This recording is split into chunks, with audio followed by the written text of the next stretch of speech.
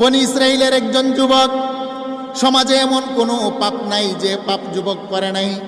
তার আম্মা আব্বা সমাজের মানুষগুলা অতিষ্ঠ হয়ে হাত পা বেঁধে মরুর প্রান্তরে ফেলে দিয়ে আসলেন। একদিন, 2 দিন, 3 দিন যায়, অনাহারের কারণে তার মৃত্যু চলে আসে। মৃত্যুর আগ মুহূর্তে যুবক চতুর্দিকে লক্ষ্য করে দেখে আমার আপনজনেরা কোথায়। যুবক ডানে তাকায় একবার, বামে তাকায় একবার, পিছনে তাকায় আরেকবার। মাকেও দেখা যায় না, জন্মদাত্রী মা, আমার জন্মদাতা বাবাকেও পাওয়া যায় না, বন্ধু বান্ধব সমাজপতি কাউকে দেখা যায় না।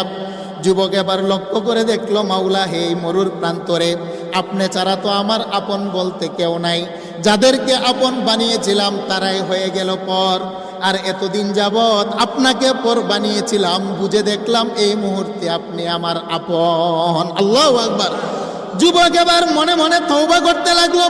যুবক এবার বলে, মাওলা 40 বছরের জীবনে এমন কোনো পাপ নাই যে পাপ করি নাই। আমার পাপের কারণে সমাজের মানুষ হাত পা বেঁধে আমাকে পাহাড়ের পাদদেশে ফেলে গেল।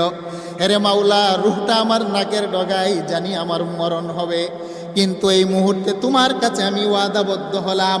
আমি লক্ষ্য করে দেখলাম তুমি ছাড়া আমার আপন কেউ নাই। যদি তুমি আমাকে মাফ করে দাও, আর কোনোদিন তোমার সাথে আমি কোনোদিন নাফরমানি করব না। আল্লাহু আকবার। যুবক তওবা করলো, খাঁটি তওবা, এটাকে বলা হয় তওবায়ে নাসুহা। আল্লাহ এই কথাটা বললেন, তওবাতান নাসুহা, একাগ্র চিত্তে তোমরা তওবা করো, আমি আল্লাহ মাফ করে দেই।